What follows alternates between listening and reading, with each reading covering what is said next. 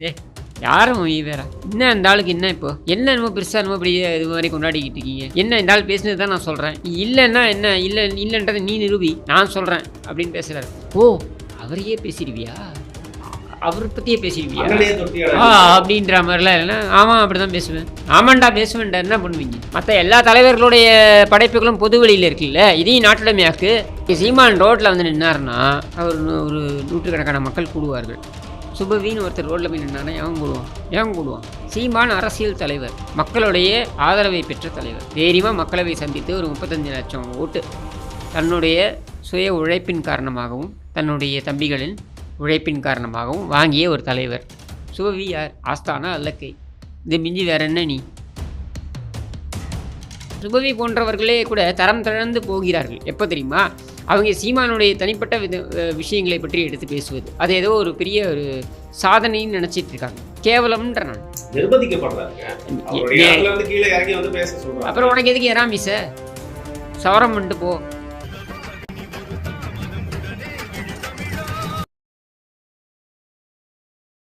உடனே வெளி தமிழக நேயர்களே வணக்கம். பிரியகுமார் அவர்கள் உங்களோட இணைய முடியல, அதனால நான் இன்னைக்கு நேர்காணல் வந்து தொகுத்து வழங்கலான் இருக்கு. நான் உங்கள் வரும். இன்றைக்கு நம்ம கூட வந்து கிஷோர் கே சாமி அவர்கள் இணைந்திருக்கிறாரு. சீமான் பெரியார் இந்த இஷ்யூ குறித்து வந்து பாத்தீங்கன்னா பல காணொலிகள் கொடுத்திருந்தாலும் இன்னைக்கு அவர்கிட்ட நம்ம கேட்காத கேள்விகள்லாம் கேட்டு அவரோட விடைய பெற போறோம். வணக்கம்.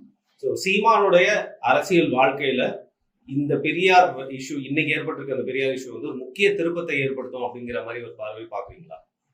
முக்கிய திருப்பம் அப்படின்றதோட ஒரு அரசியல் தலைவருக்கு தேவை வந்து கன்விக்ஷன் அப்படின்னு ஆங்கிலத்தில் சொல்லுவோம். கன்விக்ஷன் அப்படின்னா ஒரு விஷயத்தை கையில் எடுத்தால் தெளிவுடன் இதுதான் அப்படின்னு திடமாக சொல்லக்கூடிய ஒரு தன்மை இருக்கணும். அது வந்து சீமானுக்கு இருக்கிறது அப்படின்றது இதிலிருந்து தெரிய வருது. இந்த மாதிரியான விஷயங்கள், அதாவது ஈவேரா போன்ற விஷயங்கள் எடுத்துக்கிட்டிங்கனாக்க இது வந்து பல ஆண்டுகளாக கட்டமைக்கப்பட்டிருக்கின்ற ஒரு பிம்பம். இப்போ இந்த பிம்பத்தை உடைக்கிறதுன்றது சாதாரணமான விஷயம் கிடையாது. இதுக்கு நிறைய யோசிக்கணும். ஏன்னா இதனுடைய பின்விளைவுகள் என்னவா இருக்கலாம்? இந்த பிம்பத்தை வைத்து ஒரு கும்பலை வந்து பிழைத்து கொண்டிருக்கிறது. இந்த கும்பல் வந்து யாரையும் வந்து விட்டு வைத்தது கிடையாது. எல்லாருமே இந்த பிம்பத்தை அனுசரித்து போக வேண்டும். இந்த கும்பலை அப்போ தான் வந்து நம்ம வந்து இந்த கும்பல் வந்து மற்றவர்களை இருக்க விடும் அப்படின்ற மாதிரியான ஒரு சூழலில் பார்த்துக்கலாம், வா நீயா நானா, வா இறங்கு, வா நீயா நான் பார்த்துக்கலாம் அப்படின்னு இருக்குது இல்லையா? அப்படி கோதாவில் இறங்கக்கூடிய ஒரு நபர், அந்த நபருக்கு தான் தமிழகம் காத்து கொண்டிருந்தது. அப்படி வரக்கூடிய நபராக சீமானை பார்க்கும்பொழுது அதை நம்ம பாராட்டியே ஆகணும். ஏன்னா அரிதிலும் அரிதாக தமிழகத்தில் இப்படி ஒரு அரசியல் தலைவர் இறங்கி வந்து தேர்தல் அரசியல் வந்துட்டு எல்லாருமே எல்லாத்தையும் ஏற்றிட்டு போய் ஆகணுங்க.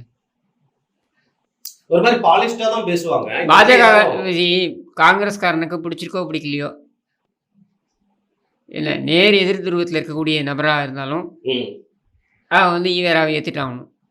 கம்யூனிஸ்ட்காரனுக்கு பிடிச்சிருக்கோ பிடிக்கலையோ நேர் எதிர் துருவத்தில் இருந்தாலும் ஈவேராவை ஏற்றுக்கிட்டாகணும். இப்படியெல்லாம் இருந்த சூழல் தமிழகத்தில் ஏற்படுத்தப்பட்டது.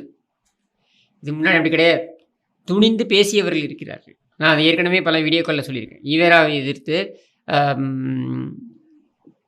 கருத்தியல் ரீதியாக வாதம் செய்தவர்கள் அப்படின்னு எடுத்தீங்கன்னாக்க முக்கியமானவர்கள் கம்யூனிஸ்ட், காங்கிரஸ்காரர்கள். இதெல்லாம் 1980கள் வரைக்கும் அப்படி தான் இருந்தது. அதுக்கப்புறம் உருவாக்கப்பட்ட இந்த பிம்பம் இருக்கு இல்லையா, இது என்ன ஆயிடுச்சு, எல்லாருமே ஒன்றா சேர்ந்துக்கிட்டு இதோட கும்மி அடிக்கிறது. ஏன்னா இவங்க எல்லாருக்குமே ஒரு காமன் கிரவுண்ட் கிடச்சிருச்சு. என்ன அப்படின்னா, நாங்கள் மதவாதத்தை எதிர்க்கிறோம் அப்படின்ற ஒரு விஷயம் கையில் கிடச்சிருச்சு. திமுக கூட கூட்டணி அப்படிங்கிறது அதுதான் சொல்கிறேன். திமுக கூட கூட்டணின்றதுக்கு மெயின் அச்சாரம் என்ன இருக்க முடியும்? ஸ்டாலின் குடும்பத்துக்கு ஊழியம் செய்கிறோம் என்பது அச்சாரமாக நீங்கள் போய் சொல்ல முடியுமா மக்கள்கிட்ட? மக்கள் ஏற்றுப்பாங்களா? அப்போ நீங்கள் சொல்லக்கூடிய ஒரே காரணம் என்ன? மதவாதம். அதாவது பாரதிய ஜனதா, இந்த பாரதிய ஜனதா என்ற பூதத்தை காண்பித்து, இந்த பாரதிய ஜனதா என்கிற பூச்சாண்டியை காண்பித்து இவர்கள் இந்த கும்பல் இணைந்திருக்கிறது அப்படின்னும் பொழுது இவர்கள் வேறு வழியே கிடையாது. வேறு எல்லா தத்துவங்களையும் இவர்கள் பறக்க விட்டு விடுவார்கள். இவர்கள் கொண்டாடவே கொண்டாடாத அம்பேத்கரை தூக்கி வைத்து கொண்டாடுவார்கள். காங்கிரஸ்காரன் என்றைக்குமே அம்பேத்கரை கொண்டாடியது கிடையாது, அவன் தூக்கி வச்சு கொண்டாடுவான் அம்பேத்கரை. காங்கிரஸ்காரன் ஈவேராவை தூக்கி வைத்து கொண்டாடியது கிடையாது, அவன் தூக்கி வைத்து கொண்டாடுவான். கம்யூனிஸ்டுக்காரன் அம்பேத்கரையும் ஈவேராவையும் ஏற்றுக்கிட்டது கிடையாது, ஆனால் அவன் தூக்கி வச்சு கொண்டாடுவான். இப்படி இவர்கள் இந்த இந்த பிம்பங்களை எல்லாம் கொண்டாட வேண்டிய ஒரு நிலைக்கு தள்ளப்படுகிறார்கள். அப்படியான ஒரு சூழல்ல ஒரு நபர் வெளியில வந்து யாரும் வேற என்ன அந்த ஆளுக்கு என்ன இப்போ என்ன என்னமோ பெருசாக என்னமோ அப்படியே இது மாதிரி கொண்டாடிக்கிட்டு இருக்கீங்க, என்ன இந்த ஆள் பேசுனது தான் நான் சொல்கிறேன், இல்லைன்னா என்ன இல்லைன்றதை நீ நிரூபி, நான் சொல்கிறேன் அப்படின்னு பேசுகிறாரு. ஓ, அவரையே பேசிடுவியா நீ, அவரை பற்றியே பேசிடுவியா அப்படின்ற மாதிரிலாம் இல்லைன்னா ஆமாம் அப்படி தான் பேசுவேன். வடிவேல் காமெடியில் எங்க தாதா வர்றான்னு நடுத்தரில் கூட்டத்தை நிறுத்துவாங்க. அது வரைக்கும் அவருக்கு நல்லா அதுக்கப்புறம் கண்டதையும் தூக்கி அவர் மூஞ்சில் அடிச்சு. அதுதான் சொல்கிறேன் நான். அது மாதிரி ஆமாம் பேசுவேன், ஆமாண்டா பேசுவேன்டா. என்ன பண்ணுவீங்க, என்ன பண்ணுவேன்? மற்ற எல்லா தலைவர்களுடைய படைப்புகளும் பொது வெளியில் இருக்குல்ல, இதையும் நாட்டுடைமையாக்கு பார்த்துக்கிறோம். அதாவது ஒரு தலைவர் பேசியிருப்பார் அவருடைய வாழ்க்கையில். இப்போ அம்பேத்கர் எடுத்துக்கிட்டிங்கனாக்க கிட்டத்தட்ட 8 வால்யூம் இருக்குது அம்பேத்கருடைய எழுத்துக்கள் பேச்சுக்கள் அவர் எழுதியது எல்லாமே. இந்த 8 வால்யூமையும் வந்து மகாராஷ்டிரா கவர்மெண்ட் அவங்க பப்ளிஷ் பண்ணுறாங்க. 1990களில் தான் பப்ளிஷ் பண்ணுறாங்க. காந்தி எடுத்துக்கிட்டிங்கனாக்கா அவருடைய எழுத்துக்கள் பேச்சுக்கள் இதெல்லாம் ரெக்கார்ட் பண்ணியிருப்பாங்க, இதை வந்து பப்ளிஷ் பண்ணுவாங்க. ஏன் நம்ம இப்போ ரீசெண்டாக செத்து போன கருணாநிதி 2018 செத்து போனாரா கருணாநிதி, 2018 செத்து போன கருணாநிதியுடைய படைப்புகள்லாம் நான் ஸ்டாலின் கனிமொழி இத்தியாதிலாம் சொல்ல, படைப்புகள்லாம் அவருடைய எழுதிய அப்புறம் அவர் பேசியது இதெல்லாம். இந்த படைப்புகள் எந்த படைப்பாக இருந்தாலும் குப்பை படைப்பு தான். இருந்தாலும் கருணாநிதியோட அந்த படைப்புகள் எல்லாம் அரசுடைமையாக்குவதற்கு நாட்டுடைமையாக்குவதற்கு அவங்களுடைய மனைவிகள்கிட்ட போயிட்டு தயாளம்மா ராஜாத்தி அம்மா எனக்கு தெரிந்து இவங்க 2 பேர்கிட்ட போய் அந்த அனுமதியே வாங்கி வெளியிட்டாங்க. அந்த மாதிரி ஒரு தலைவருடைய படைப்புகளையும் வந்து அரசுடைமையாக்கு நாட்டுடைமையாக்குறது அப்படின்றது எழுதி வாங்குவாங்க. பாரதியார் அவருடைய கவிதைகள் ஒரே ஆண்டில் எனக்கு தெரிந்து 3700 சொச்சம் கவிதைகள் எழுதினார் பாரதியார். அதெல்லாம் வந்து நாட்டுடைமையாக்கிட்டாங்க. அந்த குடும்பமே கொடுத்துருச்சு, நீங்கள் எடுத்துக்கோங்க அப்படின்ட்டு. இந்த மாதிரி வந்து நாட்டுடைமையாக்கப்பட வேண்டும். அதை ஆக்கிட்டீங்கன்னா எல்லாமே பொதுவுக்கு வந்துடும். அதை யார் வேணாலும் ஆக்சஸ் பண்ணலாம், பப்ளிஷ் பண்ணலாம், விவாதிக்கலாம், இது எல்லாமே பண்ணலாம். ஏன்னா நமக்கு தெரியும் இதுன்னு. இப்போ இவங்க என்ன பண்ணிருக்காங்க, எல்லாத்தையும் மூடி இவங்களுக்குள்ள வச்சுக்கிறாங்க. அதாவது வீரமணி கட்டுப்பாட்டில் இருக்குமா, ஈவேரா திடல்ல ஈவேராவுடைய படைப்புகள்லாம் வீரமணியோட கட்டுப்பாட்டில் இருக்குமா, வீரமணியா நினைச்சு அவர் வெளியிடுவாராம். இதை நம்ம வந்து ரெஃபரன்ஸாக எடுத்துக்கணுமா? நான் ஏன் எடுத்துக்கணும்? ஈவேரா கண்டதையும் கண்ட இடத்துலையும் பேசிட்டு போயிருப்பாரு. இது பேசுனது நாங்கள் யாரும் இன்னும் கேள்வி கேட்கக்கூடாதா?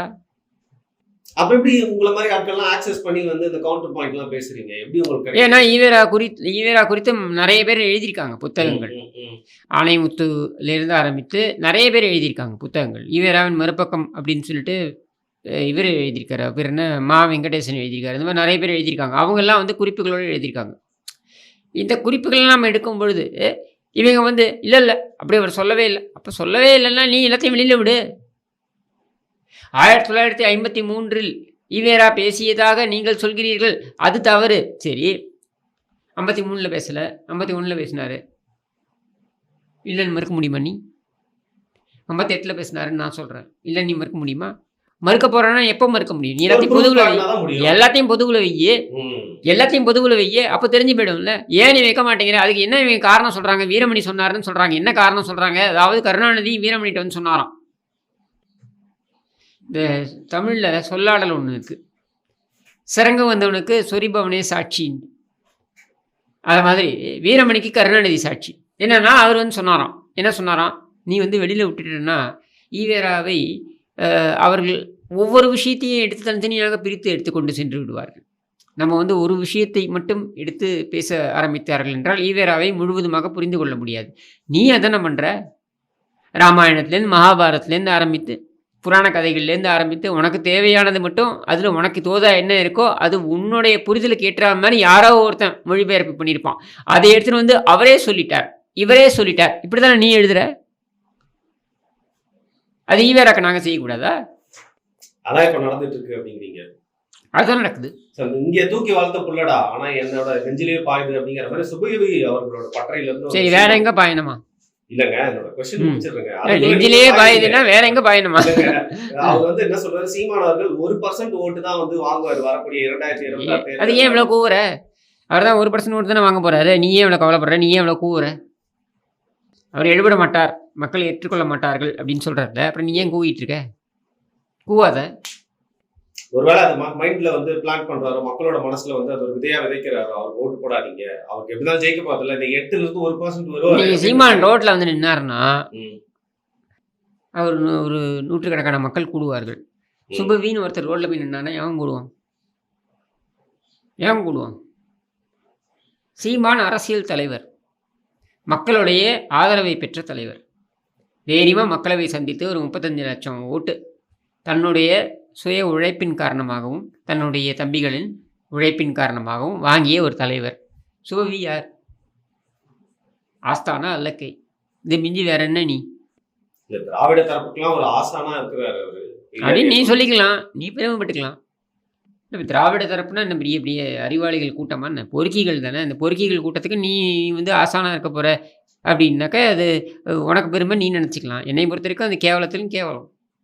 சமீபத்துல நீங்க அந்த கூட்டம் அப்படின்னு பேசுறதுனால இந்த பிரான்ஸ் தமிழச்சி அப்படின்ற ஒரு பெண் இருப்பாங்க, அவங்க வந்து நான் ஒரு காணொலியில பார்த்தேன். அதுல வந்து இந்த பெரியாரிய கொள்கையில் பேசுறவங்க நிறைய பேரை பத்தி வந்து எக்ஸ்போஸ் பண்ணி செக்ஷுவல் அலிகேஷன்ஸ்லாம் இன்னும் அதிகமா பாத்தீங்கன்னா வச்சுட்டே இருந்தாங்க. நான் அதுக்குள்ள போக விரும்பல. வரும் நான் நிறைய கேள்வி, இந்த லூலு குரூப்பு அது இது, அப்புறம் அந்த திருமணம் கடந்த உறவு இப்படின்னு பேசுறதுல இதுக்குள்ள நான் போக விரும்பல. இல்ல இது வேற ஒரு லூலு குரூப். அது அந்த லூலு குரூப் வந்து துபாயில போய் ஸ்டாலின் குடும்பம் வந்து பேரம் பேசி கோயம்புத்தூர்ல கட்டணுன்றதுக்கு இவங்களுடைய கருப்பு பணத்தை கொண்டு வந்து அது வேற லூலு, இது வேற லூலு. அது லூலு குரூப், இது லூலு ஆண்டி. சரியா?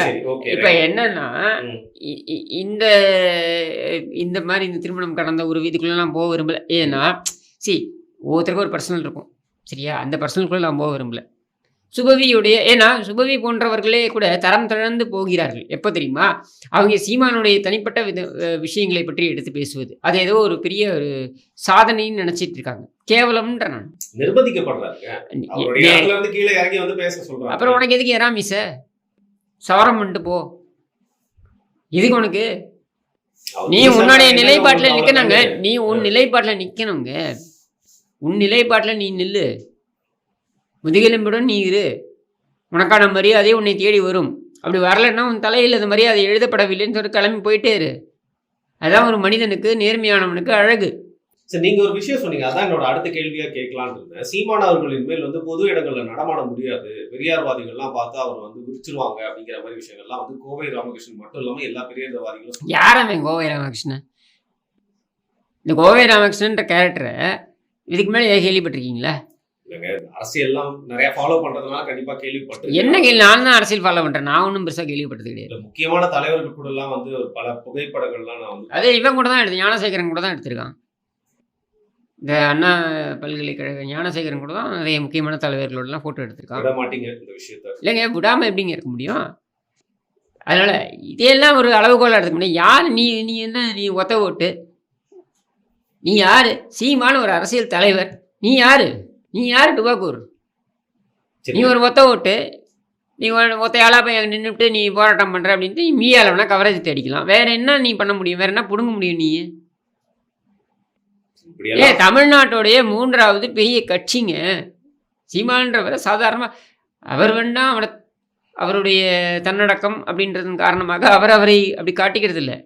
நானே அவர்கிட்ட சொல்லியிருக்கேன், ஆனால் நீங்கள் தமிழ்நாட்டோட 3வது பெரிய கட்சி, அதுவும் என்ன எவன் தயவுலையும் இல்லாமல் உங்களுடைய உழைப்பில் நீங்கள் வளர்ந்துருக்கீங்க. எவனுக்கும் காசு கொடுக்காம நீயா வளர்ந்துருக்க அப்படின்னும் பொழுது எவ்வளோ பெரிய சாதனை அது. அப்படின்னும் பொழுது நீ அவரை வந்து இந்த ஒத்த ஓட்டு ஆளுங்கெல்லாம் போய் மிரட்டி கட்டுப்படுத்திடுவீங்களா? சரி, இப்போ வந்து என்ன சொல்றாங்க, கைது ஆகிறதுக்கான வாய்ப்பு இருக்கா? ஒருவேளை கைதானா என்ன ஆகும் அப்படின்னு கேட்குறாங்க. என்னன்னு கைது பண்ணுவீங்க? கைது பண்ண முடியாது. எப்படி கைது பண்ணுவீங்க? யாரை வேணாலும் கைது பண்ணலாம். இந்த ஆட்சியில் யாரை வேண்டுமானாலும் எதற்காக வேண்டுமானாலும் கைது பண்ணலாம். சரியா? இந்த ஆட்சியில் காரண காரியங்களே தேவை கிடையாது. எதற்காக வேண்டுமானாலும் யாரை வேண்டுமானாலும் எப்பொழுது வேண்டுமானாலும் கைது பண்ணலாம், எப்படி வேணாலும் தூக்கிட்டு போகலாம். மோகன்ஜி டைரக்டர் அவர் ஒரு கருத்து சொன்னார், பழனி பஞ்சாமிர்தம் குறித்து ஒரு கருத்து சொன்னார்ன்றதுக்காக வீட்டில் அவர் பெண் குழந்தைய வந்து ஸ்கூலுக்கு அனுப்புறதுக்கு வெளில வந்து நின்றுட்டு இருக்காரு, அப்படியே தூக்கிட்டு போகிறாங்க. வேணும்னே அந்த குழந்தைக்கு முன்னாடியே கண் முன்னாடியே தூக்கிட்டு போகிறாங்க. என்ன காரணம் சொன்னாங்க? அது 15 பேர் வந்தால் தூக்கிட்டு போகலாம், புள்ள பிடிக்கிற மாதிரி, யார் வீட்டுக்குள்ள வேணால் வரலாம், யாரை வேணாலும் அத்துமீறலாம், என்ன வேணாலும் தூக்கிட்டு போகலாம். இப்போ ரங்கராஜன் நரசிம்மன் அவர் அந்த ஃபென்ஸை கட் பண்ணி திருட மாதிரி உள்ளே வந்து தூக்கிட்டு போகிறாங்க காவல்துறை. ஏன் நீ வந்து பெல் அடித்தா திறக்க மாட்டாரா அவர்? இப்படி தான் இவங்களுடைய செயல்பாடு இருக்குது. அப்படின்றதுனால இந்த கைது யாரை செய்வார்கள் யாரை செய்ய மாட்டார்கள் இதுக்குள்ளே நான் போக விரும்பலை. ஆனால் என்னுடைய கேள்வி என்னென்னா, இவ்வளவு கோடி ரூபாய் செலவு பண்ணி சபரீசன் பார்த்தீங்கன்னா ஊர் பணத்தை கொள்ளையடிச்ச பணம் தான். இவன் என்ன நியாயமாக உழைச்சி சம்பாதிச்சு வந்த பணம் பண்ண திரும்ப அதை நான் பதிவு பண்ணிட்டே இருப்பேன். ஒவ்வொரு வீடியோலையும் ஒவ்வொரு இடத்துலையும் பதிவு பண்ணிட்டே இருப்பேன். 1967 எப்போ கருணாநிதி அமைச்சரானாரோ அதுக்கப்புறம் இன்னும் 2025 ஜனவரி வரைக்கும் இவன் குடும்பத்தில் எவனுமே உழைச்சி சம்பாதிச்சது கிடையாது. இல்லை, ஊரை கொள்ளையடித்து சம்பாதித்தவர்கள் தான். எவனுமே உழைச்சி சம்பாதிச்சது கிடையாது. எவனுக்குமே எந்த ப்ரெஷருமே கிடையாது. ஸ்கூல் ஃபீஸ் கட்டணும், பேங்க் லோன் கட்டணும், வெஹிக்கிள் லோன் கட்டணும், பெட்ரோல் போடணும், மளிகை சாமான் வாங்கணும், எலக்ட்ரிசிட்டி பில் கட்டணும், கரண்ட் பில் கட்டணும். இது எந்த பிரச்சனையுமே கிடையாது. எது ஒருத்தனுக்கு இல்லை, அந்த குடும்பத்துக்கே. குடும்பம்னா சாதாரணமான நினச்சிக்காதீங்க, ஆக்டோபஸ் குடும்பம் அது. எவ்வளோ பெரிய குடும்பம் அது. அப்போ அத்தனை பெரிய குடும்பத்துக்கும் எவனுமே உழைச்சது கிடையாது. அப்படி இருக்கக்கூடிய இவனுங்க சரியா, இவங்க வந்து இவர் சீமானை பார்த்து சவால் விடுகிறேன், அது பண்ணுறேன் இது பண்ணுறேன்னா அவன் உழைச்சி சம்பாதிச்சு வந்திருக்கான். இல்லைங்க, இப்போ இன்னொரு விஷயம் என்னன்னா, அந்த எதுக்கு வந்து இவனை வந்து விட்டு வச்சிருக்காங்க அப்படிங்கிற சீமான் அவர் கொடுத்து வந்து பேசி திமுக மேலேயே வந்து கோச்சிக்கிறத நிறைய பேஜஸ்ல நிறைய வந்து ஐடிஸ்ல வந்து நல்லா வந்து பார்க்க முடியுது. அது மட்டும் இல்லாம உதயநிதி ஸ்டாலின் அவர்கிட்ட போய் பத்திரிகையாளர்லாம் கேட்டாங்க, சீமான் அவருக்கு பெரியார் கொடுத்து பேசிட்டாருன்னு சொல்லிட்டு. அவர் வந்து கொஞ்சம் கிண்டலா சிரிச்சுட்டு போயிட்டாரு. ஆனா இதுல இருந்து அவன் யாரு கேள்வி கேட்டாலும் கேனத்தனமா சிரிச்சுட்டு தான் போறான். ஏன்னா அவன் என்ன சொல்றான், இப்போ எனக்கு தெரிஞ்சு ஒரு 7-8 மாதத்துக்கு முன்னாடி பேசும்பொழுது நான் வந்து இப்போதான் நான் ஈவேரா பற்றியே படிக்க ஆரம்பிச்சிருக்கேன்னு சொல்கிறான். சரி, ஓகே, படிச்சு முடிச்சோட மேபி வந்து சீமான எடுத்து குரல் கொடுப்பாரு நம்பலாம். ஆனா திமுக அப்படின்ற பொறுத்த வரைக்கும் பாத்தீங்கன்னா திமுக முற்றிலுமா வந்து இந்த பிரச்சனையை இக்னோர் பண்ணுது. திராவிடர் கழக ஆட்கள், பெரியார் கழக ஆட்கள் தான் வந்து பாத்தீங்கன்னா அது முற்றிலுமா வந்து கையில எடுத்து ஒரு பெரிய பிரச்சனை ஆக்க பாக்குறாங்க. திமுக ஏன்னா அவங்களுடைய பெரிய பிரச்சனை என்னன்னா, இவ்வளவு பெரிய இந்த குடும்பம், இப்படி சம்பாதிச்ச குடும்பம் பெண் அப்படின்னு ஒரு நிறுவனம் நடத்துது. இந்த பெண் நிறுவனத்துல 100கணக்கான பேர் ஒர்க் பண்ணிட்டு இருக்காங்க. இந்த 100கணக்கான பேர் ஒர்க் பண்றவங்க கோடிக்கணக்கான பணத்தை போட்டு ப்ரொஜெக்ஷன் பண்ணுறாங்க. என்னது, இவங்கள பிராண்டு ஸ்டாலின் அப்படின்ற பிராண்ட், அந்த சோழக்குள பொம்மையை பெரிய திறமையானவர், மாபெரும் தலைவர் அப்படின்னு காமிக்கிறதுக்காக எப்படி பிரசாந்த் கிஷோருக்கு 350 கோடி ரூபாய் கொடுத்தாங்க இல்லையா, அதுலேருந்து இவங்க ஒரு பாடம் கற்றுக்கிட்டாங்க.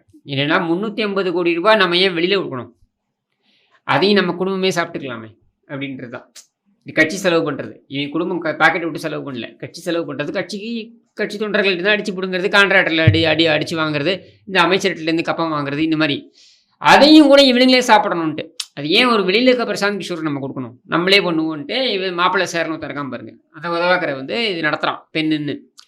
இவன் இதை நடத்துறதுல இவ்வளோ செலவு பண்ணுறாங்க, கோடிக்கணக்கில் சம்பளம் கொடுக்கு, அவனோட மாவட்டம் முழுக்க ஆளுங்களை போட்டு இவனுங்க சர்வையெல்லாம் நடத்தி இதெல்லாம் பண்ணிக்கிட்டு இருக்காங்க. இவனை நம்பாமல் உதயநிதி என்ன பண்ணுறான், அவன் என்ன பண்ணுறான், அவன் ஒருத்தனை எங்கேஜ் பண்ணுறான். யாருன்னா இவனுக்கு சுனில்னு தரக்காம பாருங்க, அவனை எங்கேஜ் பண்ணிக்கிறான். சரியா, இப்போ சுனிலை இவன் எங்கேஜ் பண்ணான்னு தெரிஞ்ச உடனே இவனுக்கு பெண் மேலே அவ்வளோ முழுக்க இது இல்லை. சரி, பெண்ணில் இன்னும் கொஞ்சம் பவர்ஃபுல்லாக ஆக்கணும் அப்படின்றதுக்காக என்ன பண்ணுறான், ராபின் சர்மான்னு ஒருத்தனை கூப்பிட்றானுங்க. யார், இந்த மாப்பிள்ளை சார். இந்த ராபின் சர்மா வந்து சந்திரபாபு நாயுடுக்கும் ஏக்நாத் ஷிண்டேக்கும் ஒர்க் பண்ணவன். அவனை கூப்பிட்டு அவனை கன்சல்டண்ட்டாக போட்டுக்கிறான். சரியா, இவ்வளவுலாம் பண்ணி இவனுங்க கோடிக்கணக்கில் இவனுங்க செலவு பண்ணுறத அனாயசமாக சீமான் லெஃப்ட் ஹேண்டில் டீல் பண்ணிட்டு போகிறாரு. என்னென்னு, நான் ஒரு ப்ரெஸ் மீட் கண்டக்ட் பண்ணுவேன், உன்னுடைய தீகா கும்பல் இருக்குது பாருங்கள், யார், இந்த சுபவி, இந்த கும்பல், அப்புறம் இந்த சைபர் கூலிகள் இருக்காங்க இல்லையா, 200 ரூபாய் கூலிகள், இந்த ஹைனாக்கள், இவங்கள்லாம் சேர்ந்து சீமான் மேலே கடிச்சு பிராண்டம் பேர் பண்ணி சீமான் சீமான் சீமான் சீமான்னு எல்லா இடத்துலையும் பேச வேண்டியது. நீ இத்தனை கோடி ரூபாய் செலவு பண்ணி நீ பண்ணக்கூடிய ப்ரொஜெக்ஷன், மார்க்கெட்டிங், பிராண்டிங், இது எல்லாத்தையும் சீமான் லெஃப்ட் ஹேண்டில் டீல் பண்ணி ஆளை வச்சே பண்ணிட்டு போகிறாரு ஃப்ரீயாக. நீ சாமர்த்தியமா அவர் சாமர்த்தியமா? பப்ளிசிட்டியை வந்து ஈஸியா பண்ணிட்டாரு. நீ சாமர்த்தியமா அவர் சாமர்த்தியமா? நீ அவருக்கு தான் பப்ளிசிட்டி கொடுக்குற.